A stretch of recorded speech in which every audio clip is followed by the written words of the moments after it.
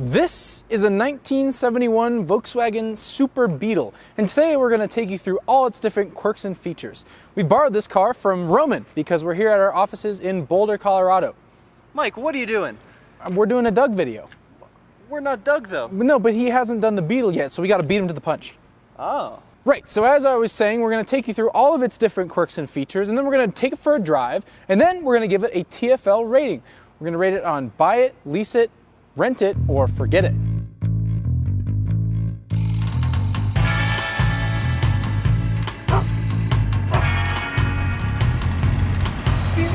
In a word, the Beetle's styling could best be described as iconic, but I bet you there's a bunch of little details that you hadn't noticed before. Now, most badges you would expect to be down on the front of the hood, but Volkswagen has placed their Volkswagen badge right here on top of the Volkswagen. Now, of course, this is because when you hit someone, you don't want to leave a Volkswagen imprint on their leg, you want to leave it on their forehead. This is one of the weirdest exterior quirks of the Beetle right down here. It's running boards. Now you expect to see running boards on modern day trucks to help you climb in, or like 1920s Duesenbergs that you see in old black and white movies. But on the Beetle, well, I'm not really sure why they're here, because if I step on them, I stand way too high to get in. I mean, I guess it'd be useful if I have to go shoot up a bank or something. Volkswagen only saw it necessary to put one side view mirror on the Volkswagen Beetle, and that's of course because in 1971 you didn't actually need to merge to the right, you would only ever be merging to the left. The other thing you'll notice on the exterior of the Beetle is this door hinge. It's actually exposed. Now normally you'd expect these to be inside the door, but Volkswagen has put them here on the outside. Volkswagen have been very German about this whole door hinge thing, and they've actually made it so that the door can only open so far based on this little stopper built into the door hinge. Check this out. See? It only goes that far. The Beetle is rear-engined, which means the gas tank is in the front, and the gas tank filler is right here next to your front wheel.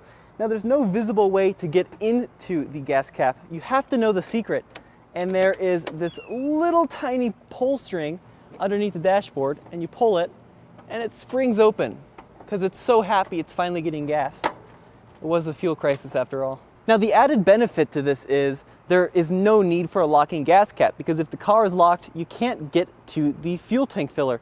One other weird thing you'll notice on that gas cap, Volkswagen recommends 91 octane fuel for a 60 horsepower flat 4-cylinder with a single barrel carburetor. 91 octane! Another exterior quirk is the door handle. Now it has this little lever right here, but the lever is very short.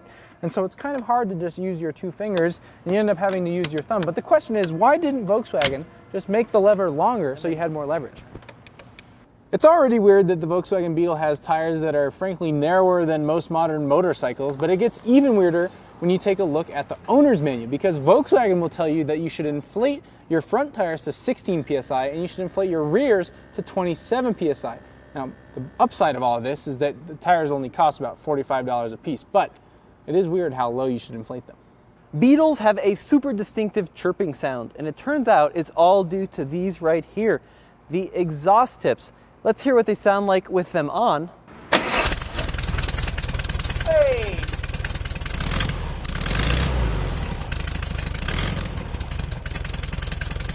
And let's see how different it sounds with the exhaust tips off. This is just the exhaust tips, not the muffler.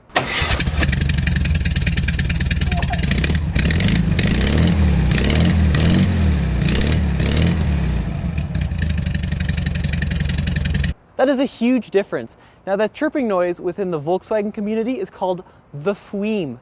I kid you not, F-W-E-E-M, fweem. Modern vehicles typically do a pretty good job of hiding tow hooks under plastic covers and bumpers, but not the Beetle. They actually leave it exposed right down here. There's one in the front and one in the back. On most vehicles, it's kind of normal to need a key to get into your trunk, but here on the Beetle, the engine is in the trunk, so you need a key to get into your engine. Let me demonstrate. And then, ta-da, there's your engine. So this car has 4-wheel drum brakes, but the pads are manually adjustable. You see, as you drive around and you use your brakes, the pads wear down, which means they move further and further away from the brake drum. So to move them closer as they wear on the inside of the wheel, there's a little itty bitty star you have to turn with a screwdriver to bring the pads back out against the drums, as Franny will show you right now. How do you adjust the brakes on a Beetle, Franny? Let's see how this is done. Well, we obviously have some dragging going on here. So what we're going to do is we're going to run our little adjustment stars out a bit until the noise goes away. That's going to be step one. And then we'll rotate them back in till the noise comes in, and then that gives us a definite point, and then we're going to back them off a few clicks, and that should be it.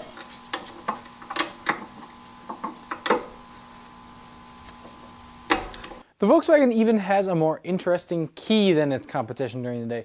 See, we've organized here a set of keys from around the same era, and you know, most cars those days had a square key and a round key, and the round key would get you in the door, and the square key would start the car, but not the Volkswagen. Check this out. It's got a nice, fun round key that does pretty much everything.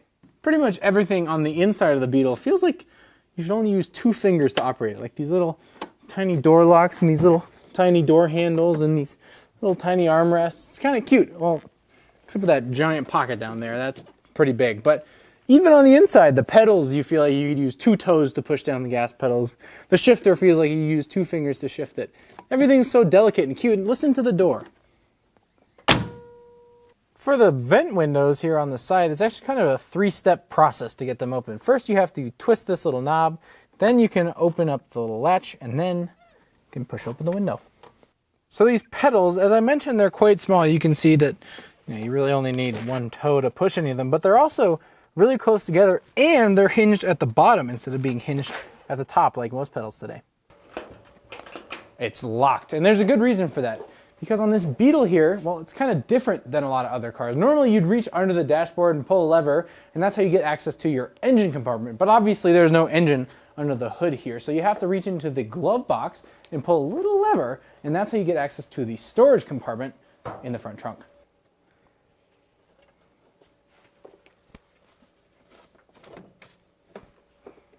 One of the problems with this whole lever then open trunk system is that if you don't pull the lever the right way, the trunk doesn't actually open. So then you kind of have to go back, and then eventually you can open the trunk.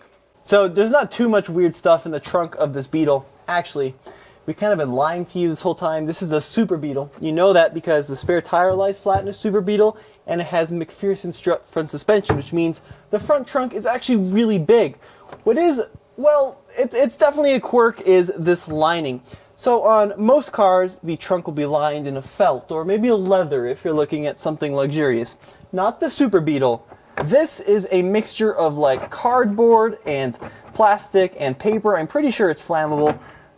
But what is miraculous is that it's still in pretty good condition given the fact that it's 47 years old. It hasn't fallen out or rotted away. The Beetle is a car of ones. It has 1 speaker in the dashboard, which was actually optional. It didn't even come standard.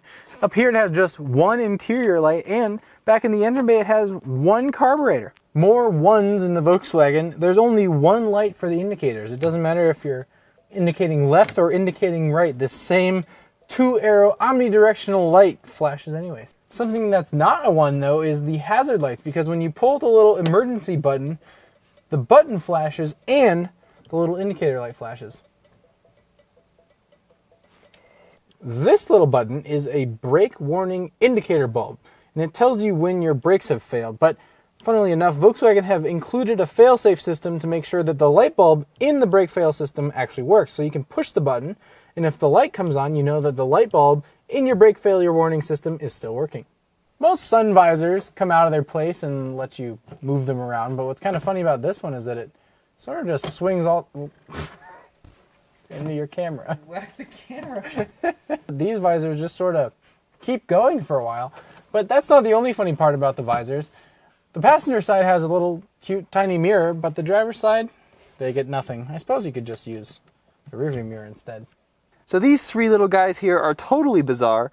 This first lever obviously is your parking brake. It works just like you'd expect, but these 2 unlabeled levers, I forget what they do every time I jump into the car because they are completely unlabeled and make no sense. So the right one here, this guy, that controls your heater. That's on and off. So because this car is air-cooled, it doesn't have heater hoses or lines. It uses just warm heat coming off the exhaust system. Now this left lever, that controls whether or not you're getting heat into the front or the rear part of the passenger compartment. Now for the rear occupants, the heater is so effective because it's right near their foot. In some cases you can even mount your shoes, or so I've been told, with the rear heater on. But if you put it to the front heater, well, it's almost completely useless because by the time the hot air reaches the windshield, it's gone pretty much cold. The steering wheel is, of course, interesting on the Beetle. You have this really large but thin black plastic steering wheel with this little badge in the center here. And if you don't know Volkswagens, then you wouldn't know what this badge means, but this is the Wolfsburg badge, or the badge of the city of Wolfsburg, which is where Volkswagen has its headquarters. So there's a river, because Wolfsburg is on a river, and then there's this little castle, which of course Wolfsburg has a castle, and there's a wolf, hence the name Wolfsburg. Getting into the backseat of a Beetle it's really easy, which is super surprising. You know, modern cars that are two doors, usually back seats are tiny. You have to squeeze back there. It's a contortionist act. Not in the Beetle. It's a one-finger operation to move that front seat forward, and then just hop on back here. And even with this front seat in its back position, this seat is comfortably far back for the front passenger. I still have tons of room. Now there are a couple of weird things stepping back here. First off, if you do need some extra help, there are these nice grab handles, which can also double as coat hooks, and ashtrays. This car is old school, so both rear passengers get an ashtray, where in the front they have to share. These rear windows, they don't move at all. They don't slide open, they don't crack open, they don't roll down. They're fixed into place. There are some more surprises under the rear seat of the Beetle. I'm not kidding, under the rear seat. Take a look. First off, there is your battery. It's not in the front, it's not in the back by the engine, it's under the rear seats, as well as your toolkit. And this little guy. Now this little strap reveals some pretty cool magic about these old Volkswagens. And that's because this rear seat folds for extra storage space. You can put a lot of stuff in a Beetle. So first off, have to take out this little parcel shelf. This is not factory original. And then on the right side of the seat, there's this little flimsy lever I pull, and I step out. The whole seat can fold down, or it can fold back up. But what's the strap for? So the strap holds the seat in its down position, because like you just saw, if it's not held in place, it'll just snap back up. Back when Felix came out, it didn't actually have a tachometer. But given it has a manual transmission, you did need to know when to shift. So Volkswagen conveniently included these little markings on the speedo to tell you pretty much what red line is in each gear. So you see there's a 1 right at about 16 miles an hour. There's a 2 at about, 32 miles an hour. A 3 at 46 miles an hour. And, well, that's pretty much it. You only got to do 90. Oh, you can do more than that. You just had to push it off a cliff. Okay, this is a really cool piece of tech that comes on these old Volkswagens. This is a jack. I've jacked it up. I'll show you how it jacks down. Actually, maybe I won't. I don't know if I know how it jacks down. Frickin' A. Okay.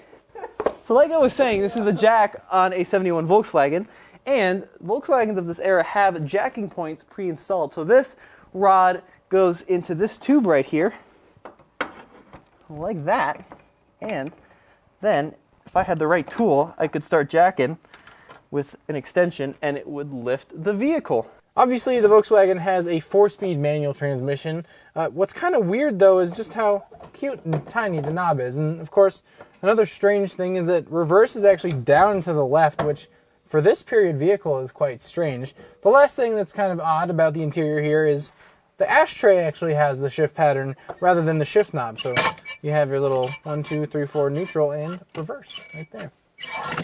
If you've ever been in an original air-cooled Beetle with an original interior, they have this really distinct smell. It's just, well, it kind of smells like a barn. And there's a reason for that. That's because, I kid you not, in these old air-cooled Beetles, they used a horsehair material to trim the seats, to pad the seats. And that's why you can see down here, it's just like it's falling out over age.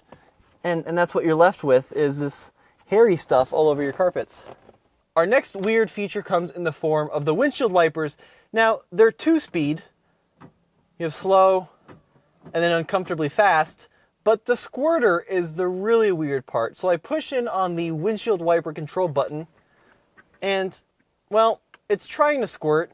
You can really see it's trying. And the reason it's trying is because the spare tire has gone flat. The reason the spare tire has gone flat is because the washer system in this car uses the air pressure from the spare tire to pressurize this tank, which then forces the washer fluid up through this hose and into the nozzle. Now, what this means is, as a Volkswagen owner, you have to carry around one of these little guys, which is a portable bike pump, because your spare tire is always going flat, because you're either using your washer system or a leak has occurred in one of the lines, which means you're going to spend a lot of time sitting here pumping up a spare tire because you wanted to see out of the windshield. I don't know why they designed it like that, but you know what? That's just part of the Volkswagen lifestyle. Meep meep. Says the meepiest horn in the world. How does it drive? Well, we're not going to tell you that it drives like a 911 GT3 because, of course, it's nothing like a 911 GT3. Well, let's see.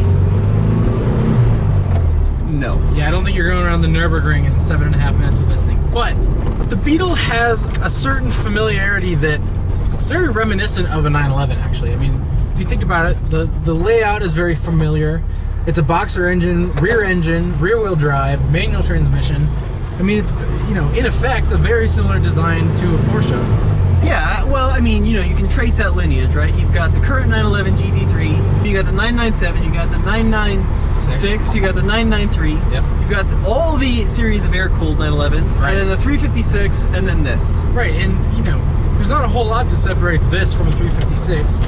No. So we've been told by a friend Franny that they do drive quite differently. But that's besides the point. I mean, you're running a unibody, rear-engined, air-cooled four-cylinder. Was the first Porsche. Right. And this is a unibody, rear-engine, air-cooled Volkswagen. Still a four-cylinder. Yeah. And still designed by Ferdinand Porsche. You know, I think what's really surprising is this car is 47 years old, and it actually still drives pretty new. I mean, the shifter isn't exactly sloppy, the steering is pretty precise, the brakes are light, but they managed to do their job. It's very engaging to drive. Oh yeah, super engaging. It's super fun, and everybody smiles at you because you're in a Beetle. Plus you can see everything. Everything. You don't need this other mirror because you can just turn your head and look and see what's next to you.